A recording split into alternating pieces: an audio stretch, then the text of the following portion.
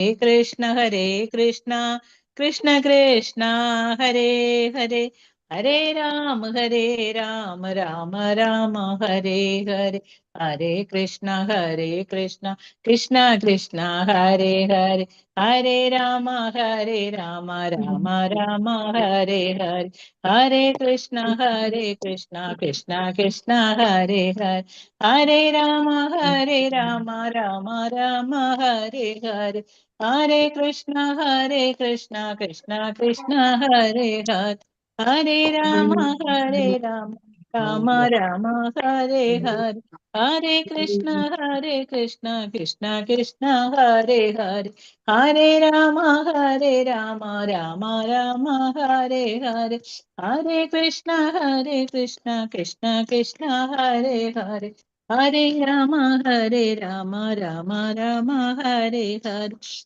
हरे कृष्ण कृष्ण कृष्ण हरे हरे हरे राम राम राम हरे हरे हरे कृष्णा। कृष्ण हरे कृष्ण माताजी प्रणाम। ओम नमो भगवते वासुदेवाय। ओम नमो भगवते वासुदेवाय। ओम नमो भगवते वासुदेवाय। ओम अज्ञानतिमिरान्धस्य ज्ञानाञ्जनशलाखया चक्षुरुन्मीलितं येन तस्मै श्रीगुरवे नमः। श्रीचैतन्यमनोभीष्टं स्थापितं येन भूतले स्वयं रूपगता मह्यं ददाति सपदान्तिकम्।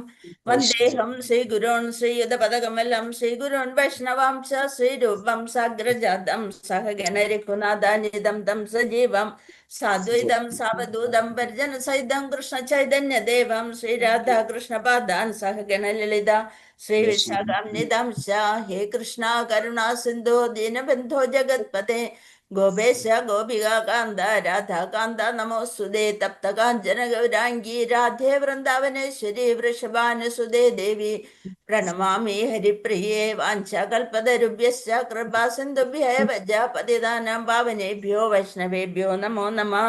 नमः ॐ विष्णुपादाय कृष्णपृष्ठाय भूतले श्रीमदे जयपताक स्वामिनिधि नामिने नमाचार्यपादाय निधाय कृपाप्रदायिने गौरगदादामदाय नगरग्रामदारिणे नमः ॐ विष्णुपादाय कृष्णपृष्ठाय भूतले श्रीमदे भक्तिवेदान्त स्वामिनिधि नामिने नमस्ते सरस्वते देवे गौरवाणी प्रचारिणे निर्विशेष शून्यवादी पाश्चात्य देशतारिणे जय श्री कृष्ण चैतन्य प्रभु नित्यानंद श्री अद्वैत गदाधर श्रीवासादि गौर भक्तवृंद हरे कृष्णा कृष्ण कृष्ण हरे हरे हरे राम राम राम हरे हरे हरे कृष्णा कृष्ण कृष्ण हरे हरे हरे राम राम राम हरे हरे हरे कृष्णा कृष्ण कृष्ण हरे हरे हरे राम राम राम हरे हरे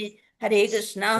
जय जय भागवदा देवा जय जय भागवदा जय जय राधा कृष्ण स्वरूपा जय जय भागवदा देवा जय जय भागवदा निगमकल्पतरोर्गलितं फलं सुखमुखादमृतद्रव संयुतं पिबद भागवतं रसमालयं मुहुरहो रसिका भुवि भावुगा नारायणं नमस्कृत्यं नरं चैव नरोत्तमं देवीं सरस्वतीं व्यासं ततो जयमुदीरयेत् नष्टप्रायेषु भद्रेषु नित्यं भागवत सेवया भगवती उत्तम श्लोके भक्तिर्भवति नैष्ठिकी मोघं करोति वाचालं पङ्कुं लङ्घयते गिरिं यत्कृपातमहं वन्दे परमानन्दमाधवं श्रीगुरुं दीनतारिणं मदेकबन्धो मत्सङ्गिन् मद्गुरो मन्महादन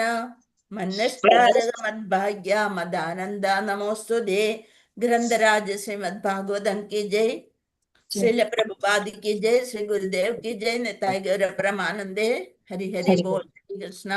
ഇന്നത്തെ ഭാഗവതം ക്ലാസ്സിലേക്ക് എല്ലാവർക്കും സ്വാഗതം. അന്താരാഷ്ട്ര കൃഷ്ണ സമിതി മാംഗ്ലൂരു ശ്രീ ശ്രീ രാധാ ഗോവിന്ദ മന്ദിർ ഭാഗവതം ക്ലാസ്സിലേക്ക് എല്ലാവർക്കും സ്വാഗതം. കൃഷ്ണായ വാസുദേവായ ഹരേ പരമാത്മനെ പ്രണതക്ലേശനാശായ ഗോവിന്ദായ നമോ നമ. പഞ്ചതത്വാത്മകം കൃഷ്ണം ഭക്തിരൂപം സ്വരൂപകം ഭക്താവതാരം ഭക്ത്യാഖ്യം നമാമി ഭക്തശാക്തികം. ഹരേ കൃഷ്ണ. ഇന്നലെ ഹരേ കൃഷ്ണ. എല്ലാവരും പ്രണാമം മാതാജി. ഹരേ കൃഷ്ണ കൃഷ്ണ. മാതാജി. ഹരേ ഹരേ കൃഷ്ണ. കൃഷ്ണ. പ്രണാമം. പ്രണാമം മാതാജി. ഹരേ കൃഷ്ണ. മാതാജി പ്രണാമം. ഹരേ കൃഷ്ണ. ഭാഗവതത്തിന്റെ പ്രാധാന്യത്തെ കുറിച്ച് നല്ലൊരു ക്ലാസ് ഉണ്ടായിരുന്നു അല്ലെ? ഇതായില്ല, ആ, അതറിഞ്ഞില്ലോ. ഹരേ കൃഷ്ണ. ഹരേ കൃഷ്ണ. അപ്പൊ അത്രയും പ്രാധാന്യമാണ് ഭാഗവത സേവ. നമ്മള് കിടക്കണേന് മുന്നും ഭഗവാന്റെ കാര്യങ്ങള് ചിന്തിച്ചും അറിഞ്ഞും ആ ഭാഗവതം 2 ശ്ലോകമായാലും 3 ശ്ലോകമായാലും വായിക്കാൻ പറ്റണത് ഏറ്റവും വലിയ പുണ്യമാണ് അല്ലെ? ഭഗവാൻ തന്നെയാണ് നമ്മുടെ വീട്ടില് ഭാഗവത രൂപത്തിൽ വന്നിരിക്കണത്. ഇപ്പൊ ഭാഗവതം വായിക്കണ്ടേയും ഒക്കെ പ്രാധാന്യത്തെ കുറിച്ച് നല്ലൊരു ക്ലാസ് ഉണ്ടായിരുന്നു അല്ലെ? ഞാൻ കേട്ടില്ല. കേട്ടില്ലേ എല്ലാരും? ഉണ്ടായിരുന്നു. നല്ല ക്ലാസ്സായിരുന്നു. ഹരേ കൃഷ്ണ. ക്ലാസ് ചെയ്യാന്നുണ്ടപ്പോ പിന്നെ അത് കേട്ടോ. ഇന്ന് നമ്മള് ശ്ലോകം 6, അതായത് പരീക്ഷിത്ത് മഹാരാജാവിന്റെ ജനനത്തെ പറ്റി. പരീക്ഷിത്ത് മഹാരാജാവ് കാരണമാണ് സുഖദേവ ബ്രഹ്മർഷി പരീക്ഷിത്ത് മഹാരാജാവിന് എന്ത് പറഞ്ഞു കൊടുത്തു? ഭാഗവതം പറഞ്ഞു കൊടുത്തു അല്ലെ? അപ്പൊ അത് കാരണം നമ്മൾക്കത് കേൾക്കാനുള്ളൊരു മഹാഭാഗ്യം ഉണ്ടായി. ഇതെല്ലാം ഭഗവാന്റെ പദ്ധതി മൂലമാണ്. പരീക്ഷിത് മഹാരാജാവിന് അങ്ങനെ ഒരു ശാപം കിട്ടാനും അത് കഴിഞ്ഞതിന് ശേഷം ഭാഗവതം പറയാനും കേൾക്കാനും 7 ദിവസം കൊണ്ട് മരണ വരും എന്ന് മനസ്സിലാക്കിയ പരീക്ഷിത് രാജാവ്. അതുകൊണ്ട് അത് തന്നെ ഇത്രയും മഹാനായതുകൊണ്ടായിരിക്കാം നമ്മൾക്കൊന്നും അടുത്ത സെക്കൻഡ്, അടുത്തൊരു നിമിഷം എന്ത് സംഭവിക്കുമെന്ന് നമുക്ക് പറയാൻ പറ്റില്ല. നമ്മളുടെ ജനനം പിന്നെ നമുക്ക് ആലോചിക്കാം, പക്ഷെ മരണം ഒരിക്കലും മുൻകൂട്ടി അറിയാൻ സാധിക്കില്ല. ഖട്വാംഗ മഹർഷിക്കും അറിയാൻ സാധിച്ചു അല്ലെ? അടുത്ത നിമിഷം. അതുപോലെ നമ്മൾക്ക് പരീക്ഷിത് മഹാരാജാവ് കാരണമാണ് നമ്മൾക്ക് ഭാഗവതം ലഭിക്കാൻ കാരണം, മനസ്സിലാക്കാൻ കാരണം. അപ്പോ പരീക്ഷിത് മഹാരാജാവിന്റെ ജനനം, അതിനെ കുറിച്ചാണ് ഭാഗവതത്തിലെ ശ്ലോകം 6 അല്ലെ? 6 വരെയല്ലേ എടുത്തത്? 6 എടുക്കണ്ട മാതാജി, 5 വരെ എടുത്തു. 6 എടുക്കണം. 5 എടുത്ത്. ഓക്കെ. ഓം നമോ ഭഗവതേ വാസുദേവായ. ഓം നമോ ഭഗവതേ വാസുദേവായ. ഓം നമോ ഭഗവതേ വാസുദേവായ. കിം തേ കാമാസുരസ്പാർഹ മുകുന്ദ മനസോദ്വിജാഹ അതിജഹ്രുർമുദം രാജ്ഞാക്ഷുദിതസ്യായഥേതരേ. കിം എന്തിനു വേണ്ടി? എന്തിനു വേണ്ടി? തേ അവയെല്ലാം കാമാഹ ആസ്വാദന വിഷയങ്ങൾ. അതിലേറ്റവും പ്രധാനമാണ് കാമം എന്നുള്ളത്. സുര സ്വർഗലോകവാസികളുടെ സ്പാർഹാഹ അഭിലാഷങ്ങൾ. മുകുന്ദ മനസ മുമ്പ് തന്നെ ഈശ്വരാബോധമുള്ള ഒരുവന്റെ, മുകുന്ദനെ കുറിച്ച് ഓർക്കുന്ന ഒരുവന്റെ, ദ്വിജാഹ ബ്രാഹ്മണനെ, അതിജഹ്രുഹു കഴിയുക, മുദം ആമോദം. എന്താ ആമോദം എന്ന് പറഞ്ഞാല്? സന്തോഷം. രാജ്ഞഃ ശുദ്ധി തസ്യ. ശുദ്ധി എന്ന് വെച്ചാൽ വിശപ്പ്. ശുദ്ധി തസ്യ വിശക്കുന്നവന്റെ. യഥാ അതുപോലെ തന്നെ ഇതരെ മറ്റു വിഷയങ്ങളിൽ. വിവർത്തനം ഭാവാർത്ഥം. ശ്രീലപ്രഭുപാദ്.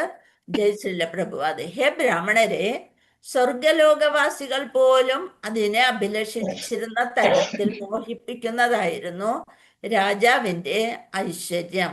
എന്നാൽ അദ്ദേഹം ഭഗവത് സേവനത്തിൽ നിമഗ്നനായിരുന്നതിനാൽ ഭഗവത് സേവനം ഒഴികെ മറ്റൊന്നിനും തന്നെ അദ്ദേഹത്തെ തൃപ്തിപ്പെടുത്താൻ കഴിഞ്ഞിരുന്നില്ല. എന്താണ്? സ്വർഗലോകവാസികൾ പോലും ആഗ്രഹിക്കുന്ന തരത്തിൽ മോഹിപ്പിക്കുന്നതായിരുന്നു രാജാവിന്റെ ഐശ്വര്യം. എന്നാൽ അദ്ദേഹം മ്യൂട്ട് ചെയ്ത് വയ്ക്കാം. എന്നാൽ അദ്ദേഹം ഭഗവത് സേവനത്തിൽ നിമഗ്നനായിരുന്നതിനാൽ ഭഗവത് സേവനം ഒഴികെ മറ്റൊന്നിനും തന്നെ അദ്ദേഹത്തെ തൃപ്തിപ്പെടുത്താൻ കഴിഞ്ഞിരുന്നില്ല. ഭാവാർത്ഥം നോക്കാം. ജീവാത്മാക്കളെ സംതൃപ്തമാക്കുന്ന 2 വിഷയങ്ങൾ ലോകത്തുണ്ട്. എന്താണ്? നമ്മളെപ്പോലുള്ള ജീവാത്മാക്കളെ സന്തോഷിപ്പിക്കുന്ന 2 വിഷയങ്ങളുണ്ട്. ഒന്ന്, ഭൗതികതയിൽ നിമഗ്നനായിരിക്കുമ്പോൾ ഒരാളെ ഇന്ദ്രിയാസ്വാദനത്തിന് മാത്രമേ തൃപ്തിപ്പെടുത്താൻ സാധിക്കുള്ളൂ. നമ്മൾ ഭൗതികതയിലാണ് മുങ്ങിയിരിക്കണമെന്നുണ്ടെങ്കിൽ നമ്മളെ ഇന്ദ്രിയ ആസ്വാദനത്തിന് മാത്രമേ തൃപ്തിപ്പെടുത്താൻ സാധിക്കുള്ളൂ. അതേസമയം ഭൗതിക ഗുണങ്ങളുടെ ബദ്ധാവസ്ഥയിൽ നിന്ന് മുക്തനാകുമ്പോൾ, ഭൗതികതയെ കുറച്ച് മാറ്റി വയ്ക്കുമ്പോൾ ഭഗവത് സംതൃപ്തിക്കായി പ്രേമയുദ്ധ സേവനം അനുഷ്ഠിക്കുന്നതിലൂടെ മാത്രമേ അയാൾ സംതൃപ്തനാകുന്നു. നമ്മുടെ മൂലസ്വരൂപം തന്നെ ഭഗവത് സേവയാണ്. ഭഗവാനെ സേവിക്കുന്നതിലൂടെയാണ് നമ്മൾക്ക് ശരിയായ സന്തോഷം ലഭിക്കുക. നമ്മുടെ ഉള്ളിൽ എപ്പോഴും അയ്യൊരാഗ്രഹമാണ്. അപ്പൊ അതേസമയം നമ്മൾ ഇന്ദ്രിയ സംതൃപ്തി അല്ലെ ഭൗതികതയിൽ കൂടുതൽ ഇതാവുമ്പോൾ ഇന്ദ്രിയ സംതൃപ്തിക്കാണ് നമ്മൾ മുൻതൂക്കം കൊടുക്കുക. അങ്ങനെ നമ്മൾ വീണ്ടും പ്രേമയുദ്ധ സേവനം, ഭഗവത് സംതൃപ്തിക്കായി പ്രേമയുദ്ധ സേവനം അനുഷ്ഠിക്കുന്നതിലൂടെ ജീവാത്മാവ് സംതൃപ്തനാകുകയുള്ളൂ. ജീവസത്ത വ്യവസ്ഥാപിതമായി സേവകനാണെന്നും അല്ലാതെ സേവിക്കപ്പെടേണ്ടവനല്ലെന്നും ഇത് അർത്ഥമാക്കുന്നു. നമ്മുടെ ശരിയായിട്ടുള്ള മൂലസ്വരൂപം ഭഗവാന്റെ സേവകനായിരിക്കണം. നമ്മളെപ്പോഴും വീട്ടിലുള്ള ഓരോരുത്തരെ സേവിച്ചുകൊണ്ടിരിക്കലാണ് നമ്മുടെ ജോലി. അതിലൊരിത്തിരി പെശക് പറ്റിയാല് പോയി കാര്യം. അതോടുകൂടി നമ്മൾ ചെയ്തത് ഒന്നും ഉണ്ടാവില്ല. അപ്പോ അങ്ങനെയുള്ളവർക്ക് സേവ ചെയ്യുന്നതിൽ എന്തർത്ഥം ഉണ്ടല്ലേ? ചിലപ്പോ വിചാരിക്കും ഇതൊക്കെ ഇട്ടെറിഞ്ഞ് പോയാൽ മതി എന്ന് വിചാരിക്കും. അല്ലാതെ സേവിക്കപ്പെടേണ്ടവനല്ലെന്ന് ഇത് അർത്ഥമാക്കുന്നു. അപ്പൊ ഓരോരുത്തരും ഇത് മനസ്സിലാക്കണം. നമ്മള് സേവനം ഭഗവാന് വേണ്ടിയാണ്. മറ്റുള്ളവരിൽ നിന്ന് സേവനം കിട്ടണമെന്ന് നമ്മൾ ആഗ്രഹിക്കരുത്. അത് ആണായാലും പെണ്ണായാലും മറ്റുള്ളവര് നമ്മളുടെ സേവകന്മാരാണെന്ന് നമ്മൾ വിചാരിക്കരുത്. അങ്ങനെ അല്ലേ? ഇപ്പൊ വീട്ടില് ഭർത്താവ് ഉണ്ടെന്നുണ്ടെങ്കിൽ അവരെ വിചാരം ഭാര്യമാര് അവരെപ്പോഴും സേവിച്ചു. അതിന് വേണ്ടിയാണ് അമ്മയും അച്ഛനും കല്യാണം കഴിച്ചു തന്നേന്ന് വരെ പറഞ്ഞളയും. അപ്പൊ ബഹിരംഗ ശക്തിയുടെ ബാധികളാൽ വ്യാമോഹിതനാകുന്ന ഒരാൾ താൻ സേവിക്കപ്പെടേണ്ടവനാണെന്ന് തെറ്റായി ധരിക്കുന്നു. അതാണ് പ്രഭുപാദര് പറഞ്ഞിരിക്കുന്ന ഓരോ വാചകങ്ങളും ശരിയായ അർത്ഥത്തിലൊന്ന് വായിച്ചു നോക്കിയാല് അതാണ് ഞാൻ പറഞ്ഞ ഇട്ടെറിഞ്ഞിട്ട് പോകാന്ന് തോന്നുന്നു. മതി ചെയ്തത് എന്നുള്ളൊരിത് നമ്മുടെ ഉള്ളിൽ വരും. ബഹിരംഗ ശക്തിയുടെ ബാധികളാൽ വ്യാമോഹിതനാകുന്ന ഒരാൾ താൻ സേവിക്കപ്പെടേണ്ടവനാണെന്ന് തെറ്റായി ധരിക്കുന്നു. എന്നാൽ യഥാർത്ഥത്തിൽ അവൻ സേവിക്കപ്പെടേണ്ടവനല്ല. തൻ്റെ ഇന്ദ്രിയങ്ങൾ കാമം, ലോഭം, ക്രോധം, മോഹം, ഗർവ്, മദം, അസഹിഷ്ണുത എന്തൊക്കെ ഗുണങ്ങളാണ് ഓരോരുത്തർക്കും ഉള്ളതെന്നൊന്ന് നോക്കിയാൽ ഇതെല്ലാം തികഞ്ഞവരുണ്ടാവും നമ്മുടെ വീട്ടിൽ ചിലരൊക്കെ അല്ലെ. എന്തൊക്കെ? കാമം, ലോഭം, ക്രോധം, മോഹം, ചിലപ്പോ നമ്മൾ തന്നെ അതിൽ പെടും. ഗർവ്, മതം എന്ന് വെച്ചാൽ അഹങ്കാരം, അസഹിഷ്ണുത, ഒന്നും സഹിക്കുക. ഒരു ചൂടാണെങ്കിൽ ചൂട്, അയ്യോ ചൂട്, തണുപ്പാണെങ്കിൽ തണുപ്പ്, അപ്പോഴും ഭയങ്കര അസ്വസ്ഥത എന്നിവയുടെ സേവകനാണ്. ആത്മീയ ജ്ഞാന പ്രാപ്തിയിലൂടെ ഒരാൾ യുക്തമായ ബോധത്തിലായിരിക്കുമ്പോൾ താൻ ഭൗതിക ലോകത്തിന്റെ യജമാനനല്ലെന്നും വെറും ഇന്ദ്രിയങ്ങളുടെ സേവകനാണെന്നും തിരിച്ചറിയുന്നു. ആ സമയം ഭഗവത് സേവനത്തിനായി അയാൾ യാചിക്കുകയും അപ്രകാരം ഭൗതിക ആനന്ദമെന്ന് വിശേഷിപ്പിക്കപ്പെടുന്നതിൽ വ്യാമോഹിതനാകാതെ സന്തോഷവാനായി തീരുകയും ചെയ്യുന്നു. ഇത്രയും വലിയ സെന്റൻസ് ഒക്കെ നമ്മൾ ഒറ്റയ്ക്ക് വായിക്കുമ്പോൾ പകുതി വായിക്കുള്ളൂ, പകുതി അവിടെ ഇടും.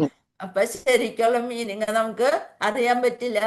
ഇതൊന്നും അതേസമയം നമ്മൾ ഒരുമിച്ചിരുന്ന് ചർച്ച ചെയ്യുമ്പോഴാണ് എൻ്റെ കൃഷ്ണ ഇതിലെല്ലാതും എഴുതി വെച്ചിട്ടുണ്ടെന്നുള്ളത് അറിയാൻ പറ്റുക.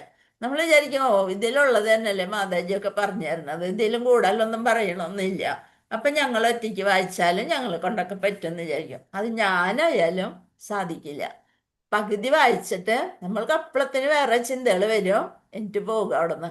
അപ്പോൾ അതുകൊണ്ടാണ് സത്സംഗം, നമ്മൾ എല്ലാവരും കൂടി ഇരുന്ന് ഭാഗവതം ചർച്ച ചെയ്യണം എന്ന് പറയണം. ഇത് ശരിക്കും അങ്ങോട്ടും ഇങ്ങോട്ടുള്ള ഒരു ചർച്ച തന്നെയാണ് ഭാഗവതം. മഹാരാജാവ് യുധിഷ്ഠിരൻ മുക്താത്മാക്കളിൽ ഒരാളായിരുന്നു. ആകയാൽ ബൃഹത്ത് സാമ്രാജ്യത്തിലോ ഉത്തമയായ പത്നിയിലോ ആജ്ഞാനുവർത്തികളായ ഭ്രാതാക്കളിലോ സന്തുഷ്ടരായ പ്രജകളിലോ സമ്പൽ സമൃദ്ധമായ ലോകത്തിലോ അദ്ദേഹത്തിന് ആഹ്ലാദമുണ്ടായിരുന്നില്ല. ഇതെല്ലാം അദ്ദേഹത്തിന് ഉണ്ടായിരുന്നു. എന്ത്? ഉത്തമയായ പത്നി ഉണ്ടായിരുന്നു. ആജ്ഞാനുവർത്തികളായ ഭ്രാതാക്കൾ, സഹോദരന്മാര്, എന്തിനും സഹായിക്കാനുള്ള സഹോദരന്മാരുണ്ടായിരുന്നു. പ്രജകളൊക്കെ സന്തുഷ്ടരായിരുന്നു. സമ്പൽ സമൃദ്ധമായ രാജ്യമായിരുന്നു. അദ്ദേഹത്തിന് ആഹ്ലാദം, ഇതിലൊന്നും യുധിഷ്ഠിര മഹാരാജാവിന് ഒരു ആഹ്ലാദവും ഉണ്ടായിരുന്നില്ല. ഇവയ്ക്കായി ഭക്തൻ അഭിലഷിക്കുന്നില്ലെങ്കിൽ പോലും ഈ അനുഗ്രഹങ്ങളൊക്കെ ശുദ്ധഭക്തനെ താനെ അനുഗമിക്കുന്നു. നമ്മളൊരു ശുദ്ധഭക്തനായി കഴിഞ്ഞാല് ഭഗവാൻ ഇതൊക്കെ നമുക്ക് തനിയെ തരും. ഇതെല്ലാം നമ്മുടെ പിറകെ വരും. അപ്പൊ താനെ അനുഗമിക്കുന്നു. ഇതിൽ പ്രസ്താവിച്ചിരിക്കുന്ന ഉദാഹരണം തികച്ചും ഉചിതമാകുന്നു. വിശന്നിരിക്കുന്ന ഒരാളെ ഭക്ഷണത്തിനൊഴികെ മറ്റൊന്നിനും തൃപ്തിപ്പെടുത്താൻ കഴിയുകയില്ല. നമുക്ക് ഭയങ്കരമായിട്ട് വിശപ്പ് വന്ന നല്ലൊരു സാരി കൊണ്ടുവന്നിട്ട് ഇത് ഉടുത്തോളാൻ പറഞ്ഞാൽ നമ്മുടെ വിശന്നിരിക്കുമ്പോൾ നമ്മൾക്ക് അതിൽ വലിയൊരു സന്തോഷം തോന്നൂല. അത് കിട്ടി അതൊന്ന് നോക്കി അതവിടെ വെക്കും. പക്ഷെ ഉള്ളിൽ കാളായിരിക്കും, എന്തെങ്കിലും ഒന്ന് കിട്ടിയാൽ മതി എന്നുള്ള മട്ടിയിൽ. എന്നിട്ട് അതിൻ്റെ പിന്നാലെ പോകുക. അപ്പൊ ആ സാരിയുടെ മൂല്യവും അതിൻ്റെ ഭംഗിയൊന്നും നമ്മളെ ആകർഷിക്കില്ല. അപ്പൊ വിശന്ന് വലയുന്ന ജീവാത്മാക്കളാൽ ഈ സമ്പൂർണ്ണ ഭൗതിക ലോകവും പൂരിതമായിരിക്കുന്നു. ഈ ഭൗതിക ലോകത്തിലെ ആത്മാക്കളെല്ലാം വിശന്നിരിക്കുകയാണ്. എന്തിനു വേണ്ടി? ഭഗവാന്റെ സേവനത്തിൽ വ്യാപൃതരാകാൻ വേണ്ടി. വിശപ്പ് നല്ല ഭക്ഷണത്തിനോ പാർപ്പിടത്തിനോ അഥവാ ഇന്ദ്രിയ സംതൃപ്തിക്കോ വേണ്ടിയുള്ളതല്ല. വിശപ്പ് ആത്മീയ അന്തരീക്ഷത്തിന് വേണ്ടിയുള്ളതാകുന്നു. എന്തിനു വേണ്ടിയാണ് വിശപ്പ്? ആത്മീയമായ ഒരു അന്തരീക്ഷം കിട്ടാൻ വേണ്ടി. മതിയാവോളം ഭക്ഷണമോ പാർപ്പിടമോ സംരക്ഷണമോ ഇന്ദ്രിയ തൃപ്തിക്കുള്ള വിഷയങ്ങളോ ഇല്ലാത്തതിനാൽ ഈ ലോകം അസന്തുഷ്ടമാണെന്ന് ജനങ്ങൾ ചിന്തിക്കുന്നത് അജ്ഞത നിമിത്തം മാത്രമാകുന്നു. ഇതൊന്നും കിട്ടാതെയാണ് നമ്മൾക്ക് സന്തോഷമില്ല എന്ന് വിചാരിക്കുന്നത് അജ്ഞതയാണ്. ഇതിനെ മായ എന്ന് വിളിക്കുന്നു. ജീവാത്മാവ് ആത്മീയ സംതൃപ്തിക്കായാണ് വിശന്നിരിക്കുന്നത്. എങ്കിലും അവന്റെ വിശപ്പ് ഭൗതിക വിശപ്പായി നമ്മൾ തെറ്റിദ്ധരിക്കപ്പെടുകയാണ്. ഓരോ സുഖങ്ങൾ കഴിയുമ്പോൾ ഓരോ സുഖത്തിന്റെ പിന്നാലെ നമ്മൾ പോയിക്കൊണ്ടേയിരിക്കണം. എന്നാൽ അങ്ങേയറ്റം ആഡംബര സമന്വിതനായി ഭൗതികമായി സംതൃപ്തരായ ജനങ്ങൾ പോലും പിന്നെയും വിശന്നിരിക്കുന്നത് വിഡ്ഢികളായ നേതാക്കൾക്ക് കാണാൻ കഴിയുന്നില്ല. നമ്മുടെ രാജ്യം ഭരിക്കുന്നവർക്ക് ഇതൊന്നും മനസ്സിലാവില്ല. അവരുടെ വിശപ്പും ദാരിദ്ര്യം പിന്നെ എന്താണ്? യഥാർത്ഥത്തിൽ ഈ വിശപ്പ് ആത്മീയ ഭക്ഷണത്തിനും ആത്മീയ പാർപ്പിടത്തിനും ആത്മീയ അഭയത്തിനും ആത്മീയ ഇന്ദ്രിയ തൃപ്തിക്കും വേണ്ടിയുള്ളതാകുന്നു. അതാണെന്ന് ആര് കണ്ടുപിടിച്ചിട്ടുണ്ട്? ഗുരുക്കന്മാരും ഋഷിമാരും മുനിമാർക്കും ഒക്കെ ശരിയായിട്ട് അറിയാം. പരമ്പൊരുളായ ശ്രീകൃഷ്ണ ഭഗവാന്റെ സംസർഗത്തിലൂടെ ഇവ പ്രാപ്തമാക്കാൻ കഴിയുന്നു. ഇത് ഭഗവാന്റെ സംസർഗം. അതെങ്ങനെ കിട്ടും നമുക്ക് ഭഗവാന്റെ സംസർഗം? ഭഗവാൻ ഉണ്ട് ഇപ്പൊ ഇവിടെ? അതാജി ഉണ്ട്, ഉണ്ടല്ലോ. ഭാഗവതത്തിലൂടെ ഭാഗവതത്തിലുണ്ട്, നാമത്തിലുണ്ട്, നാമരൂപേണ ഭാഗവത രൂപേണ, അതേപോലെ തന്നെ വിഗ്രഹ രൂപത്തില്, അല്ലെ? എല്ലായിടത്തും ഭഗവാനുണ്ട്. നമ്മള് ഒന്ന് നീട്ടി വിളിക്കേ വേണ്ടു, അല്ലെ? വിളിച്ചാല് നമ്മള് വെളിപ്പുറത്ത് വരികയും ചെയ്യും. അതെങ്ങനെ വിളിക്കണം? ഉള്ളിൽ നിന്ന് വിളിക്കണം. എന്റെ കൃഷ്ണ എന്ന് അങ്ങോട്ട് ഉറക്കെ വിളിച്ച് പിടിച്ചോളൂ, വിടാണ്ട് പിടിക്കണം. അപ്പൊ ഇടക്കൊന്ന് പറയാൻ ഒരു കഥ പറയാനുണ്ട് ഇന്നത്തേത്. പിന്നെ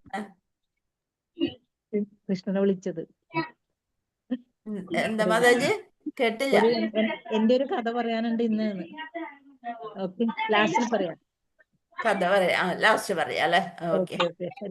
അപ്പൊ നമ്മള് ശ്രീകൃഷ്ണ ഭഗവാന്റെ സംസർഗത്തിലൂടെ ഇവ പ്രാപ്തമാക്കാൻ കഴിയുന്നു. ആകയാൽ ഇവയൊക്കെയുള്ള ഒരുവനെ ഭൗതിക സ്വർഗലോക നിവാസികൾ ആസ്വദിക്കുന്നവയായാൽ പോലും ഭൗതിക ലോകത്തിലെ ഭക്ഷണം ഒന്നും പാർപ്പിടമെന്നും രക്ഷയെന്നും ഇന്ദ്രിയാസ്വാദനമെന്നും വിശേഷിപ്പിക്കപ്പെടുന്നവയാൽ ആകർഷിക്കാൻ കഴിയുകയില്ല. ആകയാൽ ഭഗവത്ഗീത 8:16 ഭഗവാനാൽ ഉദ്ഘോഷിക്കപ്പെടുന്നത് എന്തെന്നാൽ ഭൂമിയിലെ കണക്കുകൂട്ടൽ അനുസരിച്ച് അനേക ദശലക്ഷം വർഷങ്ങൾ ഗുണീഭവിച്ചു ആയുസ്സുള്ള പ്രപഞ്ചത്തിലെ അത്യുന്നത ലോകമായ ബ്രഹ്മലോകത്തിൽ പോലും ഒരുവന് തന്റെ വിശപ്പിനെ സംതൃപ്തമാക്കാൻ കഴിയുകയില്ല.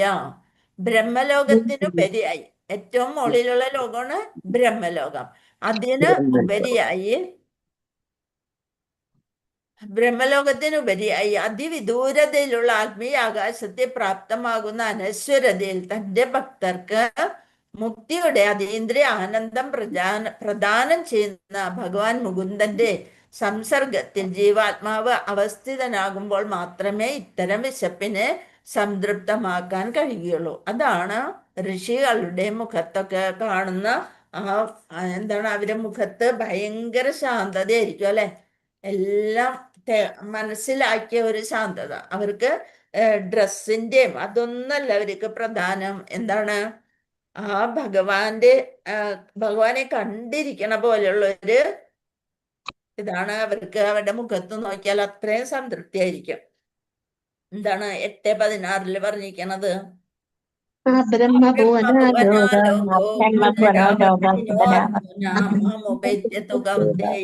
പുനർജന്മാന വിദ്യതേ. ആ ബ്രഹ്മഭുവനാലോകോ അവിടെ എത്തിക്കഴിഞ്ഞാല് പിന്നെ എന്തില്ല? പുനർജന്മം, ജനന മരണങ്ങളൊന്നുമില്ല അല്ലെ. പുനർജന്മന വിദ്യതേ മാമുപേത്യതു കൗന്ദേയ. ദുരിതപൂർണമായ സ്ഥലങ്ങളെ കുന്തിപുത്രന്റെ പരമപദത്തിൽ എത്തിയവനാകട്ടെ പിന്നീട് ജന്മം എടുക്കേണ്ടി വരില്ല. ഭൗതിക ലോകത്തില് ബ്രഹ്മലോകം തുടങ്ങി ഏറ്റവും അധമമായുള്ളവരെ വരെ ജനന മരണങ്ങൾക്ക് അടിമപ്പെട്ടവരാണ്. അതാണ് പറയുന്നത്. ശ്ലോകം 7. ഓം നമോ ഭഗവതേ വാസുദേവായ.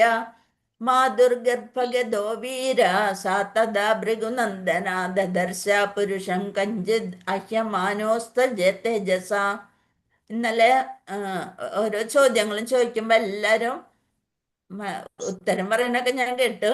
അപ്പൊ നല്ല ശരിക്കും ഭാഗവതത്തില് നിങ്ങൾക്ക് ഭയങ്കര താല്പര്യമുണ്ട്, നിങ്ങൾക്ക് മനസ്സിലായിട്ടുണ്ട്. അത് എടുക്കുമ്പോ തന്നെ നമുക്കറിയാം ആ ഒരു സന്തോഷത്തോടു കൂടിയുള്ള ഒരു ചിലര് ഇതൊന്നും കേട്ട ഭാവത്തിലാവൂല. പക്ഷെ നിങ്ങൾക്ക് ഇതിനെപ്പറ്റി ഭാഗവതം എന്താണെന്നും അതിന്റെ പ്രാധാന്യം എന്താണെന്നും മിക്കവാറും എല്ലാ കഥകളും നിങ്ങൾക്ക് മനസ്സിലായിട്ടുണ്ട്. അപ്പൊ അത് കാരണം ഭയങ്കര സന്തോഷം തോന്നി.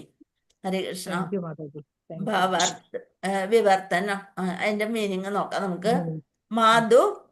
മാതാവ്, ഗർഭപാത്രം, ഗദഹ അവിടെ ചെയ്തുകൊണ്ട്, വീരഹ മഹായോദ്ധാവ്, സഹ ബാലനായ പരീക്ഷിത്ത്, തഥാ അപ്പോൾ ഭൃഗുനന്ദന ദദർശ കാണാൻ കഴിഞ്ഞു.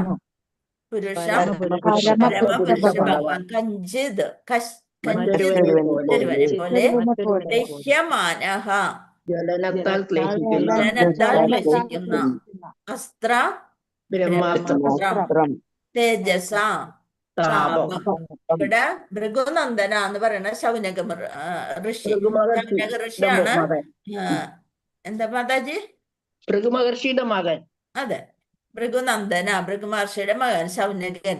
മഹായോദ്ധാവായ പരീക്ഷിത്ത് തന്റെ മാതാവായ ഉത്തരയുടെ ഗർഭപാത്രത്തിൽ ശിശുവായിരിക്കുമ്പോൾ അശ്വത്ഥാമാവിനാൽ പ്രയോഗിക്കപ്പെട്ട ബ്രഹ്മാസ്ത്രത്തിന്റെ ദഹിപ്പിക്കുന്ന താപത്താൽ ക്ലേശിച്ചിരുന്നപ്പോൾ പരമപുരുഷനായ ഭഗവാൻ തന്റെ നേർക്ക് വന്നണയുന്നത് അദ്ദേഹത്തിന് ദർശിക്കുവാൻ കഴിഞ്ഞു. ശരിക്കും ജീവൻ പോയി എന്നുള്ളൊരു മട്ടിലാണ് ഭഗവാൻ ആ ശിശുവിനെ സംരക്ഷിച്ചത്. ഒരു ഉത്തരയുടെ ഗർഭപാത്രത്തിൽ പ്രവേശിച്ച് അതിന് ജീവൻ തിരിച്ചു കൊടുത്തു. ഭാവാർത്ഥം: സാധാരണഗതിയിൽ മരണം എന്നത് 7 മാസത്തെ അബോധാവസ്ഥ ഉൾപ്പെട്ടതാണ്. അതെവിടെ വെച്ചാണ്? ഗർഭപാത്രത്തിൽ വെച്ച്, അമ്മയുടെ ഗർഭപാത്രത്തിൽ വെച്ച്. സ്വകർമ്മത്തിനനുസരിച്ച് ഒരു ജീവാത്മാവ് പിതാവിന്റെ ബീജമാകുന്ന മാധ്യമത്തിലൂടെ മാതൃഗർഭത്തിൽ പ്രവേശിക്കുവാൻ അനുവദിക്കപ്പെടുന്നു. അങ്ങനെ ജീവാത്മാവ് തന്റെ അഭികാമ്യമായ ശരീരം വളർത്തിയെടുക്കുന്നു. ഓരോ മാസം ഓരോരോ ഭാഗങ്ങൾ അങ്ങനെ മാംസപിണ്ഡവും അത് പിന്നെ ശരീരഭാഗങ്ങളായിട്ട് വലുതായി വരും, വികസിക്കും. ഒരുവന്റെ പൂർവ്വ കർമ്മങ്ങൾക്കനുസരിച്ച് നിർദ്ദിഷ്ട ശരീരങ്ങളിൽ ജാതരാകുന്നതിന്റെ നിയമമാണത്. അത് മൃഗങ്ങളുടെ ആയാലും അതേപോലെ മനുഷ്യരുടെ ആയാലും അങ്ങനെ അമ്മയുടെ ഗർഭപാത്രത്തിൽ അവറ്റകള് പിറവിയെടുക്കുന്നു. അബോധാവസ്ഥയിൽ നിന്നും ജീവാത്മാവ് ഉണരുമ്പോൾ ഗർഭപാത്രത്തിനുള്ളിൽ ബന്ധനസ്ഥനായിരിക്കുന്നതിന്റെ അസൗകര്യം അവന് അനുഭവപ്പെടുകയും ചെയ്യുന്നു. അങ്ങനെ ഒരു 6-7 മാസമൊക്കെ ആകുമ്പോൾ ആ ജീവാത്മാവ് അങ്ങനെ ആത്മാവിന് ഉണർച്ച സംഭവിച്ച് ഗർഭപാത്രത്തിനുള്ളിൽ ബന്ധനസ്ഥനായിരിക്കുന്നതിൻ്റെ അത്രയും പോലെയാണ് മടങ്ങി പിടിച്ച് അനങ്ങാൻ പറ്റാത്ത അവസ്ഥയിൽ അവിടെ ഇരിക്കുന്നത്. ചിലപ്പോൾ ഭാഗ്യവശാൽ അത്തരം ഒരു മോചനത്തിനായി അവൻ ഭഗവാനോട് പ്രാർത്ഥിക്കുകയും ചെയ്യുന്നു. ഞാൻ ഭഗവാനെ സേവിച്ചോളാം, എന്തും ചെയ്തോളാം, എന്നെ ഇതിൽ നിന്നൊന്ന് രക്ഷപ്പെടുത്തണേ എന്ന് പറഞ്ഞുകൊണ്ടാണ് അതിനകത്ത് പ്രാർത്ഥിച്ചുകൊണ്ടിരിക്കുന്നത്. മാതൃഗർഭത്തിലായിരുന്നപ്പോൾ പരീക്ഷിത മഹാരാജാവിന് അശ്വത്ഥാമാവ് അയച്ച ബ്രഹ്മാസ്ത്രം ഏൽക്കുകയുണ്ടായി. അതിന്റെ ദഹിപ്പിക്കുന്ന താപം അദ്ദേഹത്തിന് അനുഭവപ്പെട്ടുകൊണ്ടിരുന്നു. ബ്രഹ്മാസ്ത്രം എന്ന് വെച്ചാല് അത് ചെന്ന് ആ ലക്ഷ്യം കണ്ട് മാത്രമേ മടങ്ങുള്ളൂ. അത്ര താപത്തോടു കൂടി ഒന്ന് അതിനെ ദഹിപ്പിച്ചുകൊണ്ട് ഇരിക്കുകയായിരുന്നു. എന്നാൽ അദ്ദേഹം ഭഗവത് ഭക്തനാകിയാൽ തൽക്ഷണം ഭഗവാൻ സ്വയം ഗർഭപാത്രത്തിനുള്ളിൽ സർവശക്തമായ സ്വശക്തിയാൽ ആവിർഭവിക്കുകയും തന്നെ രക്ഷിക്കാനായി മറ്റൊരാൾ എത്തിച്ചേർന്നിരിക്കുന്നത് ശിശുവിന് ദർശിക്കാൻ കഴിയുകയും ചെയ്തു. ഈ കുട്ടിക്ക് ആ സമയത്ത് ഈ ഭഗവാനെ ദർശിക്കുവാനുള്ള ഭാഗ്യം സിദ്ധിച്ചു. നൈസർഗികമായി മഹായോദ്ധാവായതിനാൽ ആ നിസ്സഹായാവസ്ഥയിൽ പോലും അസഹ്യമായ ആ താപത്തെ ശിശുവായ പരീക്ഷത്തിന് സഹിക്കുവാൻ കഴിഞ്ഞു. ഇക്കാരണത്താലാണ് വീരഹ എന്ന പദം ഉപയോഗിച്ചിരിക്കുന്നത്. അങ്ങനെ ആ കുട്ടീനെ പരീക്ഷിത മഹാരാജാവിനെ സാക്ഷാൽ ശ്രീകൃഷ്ണ ഭഗവാൻ രക്ഷിച്ചു. ശ്ലോകം 8 നോക്കാം നമുക്ക്. അങ്കുഷ്ടമാത്രമമലം സ്ഫുരത് പുരടമൗലിനം അഭീപ്യദർശനം ശ്യാമം തടിദ്യാസമച്യുതം. അങ്ങട് ആ രൂപം അപ്പൊ തന്നെ ശരീരത്തിൽ അങ്ങോട്ട് ഉറച്ചു എന്നാണ് പറയുന്നത്. അങ്കുഷ്ട ഒരു തള്ളവിരലിന്റെ അളവിൽ മാത്രം. അമലം അതീന്ദ്രിയം അശുദ്ധി ഇല്ലാത്തത്, അതീന്ദ്രിയ. സ്ഫുരത് ജ്വലിക്കുന്ന. പുരട കനകം, സ്വർണത്തേക്കാൾ കനകമായിട്ട്. മൗലിനം കിരീടം ഒക്കെ ആയിട്ട് ഒരു രൂപം. അഭീപ്യ അത്യന്തം മനോഹരമായ. ദർശനം ദർശിക്കുവാൻ. ശ്യാമം തടിത്. മിന്നൽ വാസസം വസ്ത്രം. മിന്നൽ പിണർ പോലുള്ള വസ്ത്രമൊക്കെ ധരിച്ചിട്ട് ഒരു കുട്ടി രൂപം. അച്യുതം ഭഗവാൻ അപ്പോഴ് സർവാഭരണ വിഭൂഷിതനായിട്ടാണ് ഒരു തള്ളവിരലിന്റെ വലിപ്പത്തില് ആ ഗർഭപാത്രത്തിൽ വെച്ച് പരീക്ഷിത മഹാരാജാവിന് ദർശനം കൊടുത്തത്. പരീക്ഷിത മഹാരാജാവിനെ രക്ഷിക്കാനായിട്ട് കടന്നത്. അദ്ദേഹത്തിന്, അതായത് ഭഗവാൻ തള്ളവിരലിന്റെ അത്ര മാത്രമേ വലിപ്പം ഉണ്ടായിരുന്നുള്ളൂ എങ്കിലും അദ്ദേഹം സർവാധീന്ദ്രിയനായിരുന്നു. കണ്ടപ്പോ തന്നെ ഈ കുട്ടി അന്തം വിട്ട് നോക്കിയിരുന്നു. എന്തായിരുന്നു അതിന്റെ ഭംഗി? അത്യന്തം മനോഹരവും ശ്യാമവർണ്ണമാർന്നതും ച്യുതിയില്ലാത്തതുമായ ശരീരം ഉണ്ടായിരുന്നു. കൂടാതെ അദ്ദേഹം മിന്നുന്ന പീതവർണ്ണമാർന്ന ഉടയാടകൾ ധരിച്ചിരിക്കുന്നു. ഉജ്ജ്വലമായ കാഞ്ചനം, സ്വർണത്തിന്റെ കനകത്തിന്റെ കിരീടവും ധരിച്ചിരുന്നു. ഇவ்விதമാണ് ശിശു അദ്ദേഹത്തെ ദർശിച്ചത്. ഇങ്ങനെ ഒരു രൂപത്തെയാണ് കണ്ടത്. എന്നിട്ട് പിന്നെ പുറത്തിറങ്ങിയിട്ട് എല്ലാവരെയും ഇതാണോ ഞാൻ കണ്ട രൂപം, ഇതാണോ ഞാൻ കണ്ട രൂപം, അങ്ങനെ ഓരോരുത്തരെ കാണുമ്പോഴും ഇങ്ങനെ ചെയ്തുകൊണ്ടിരിക്കുന്നു. അതുകൊണ്ടാണ് എന്തെന്ന് പേര് കിട്ടിയത്? എല്ലാവരെയും പരീക്ഷിച്ചുകൊണ്ടിരിക്കുന്നു. ഇതല്ലല്ലോ ഞാൻ കണ്ട രൂപം, അങ്ങനെ പറഞ്ഞ് പരീക്ഷിത്ത് എന്ന് പേര് കിട്ടി. ശ്രീ ഓം നമോ ഭഗവതേ വാസുദേവായ. ശ്ലോകം 9.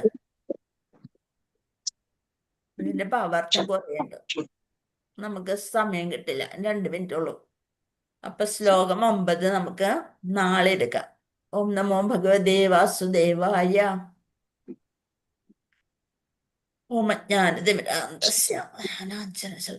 വഞ്ചകൽപതരുഭ്യശ്ച കൃപാസിന്ധുഭ്യേവ പതിതാനാം പാവനേഭ്യോ വൈഷ്ണവേഭ്യോ നമോ നമഃ. अनंत कोटि वैष्णव भक्त वृंद की जय, श्रील प्रभुपाद की जय, श्री गुरुदेव की जय.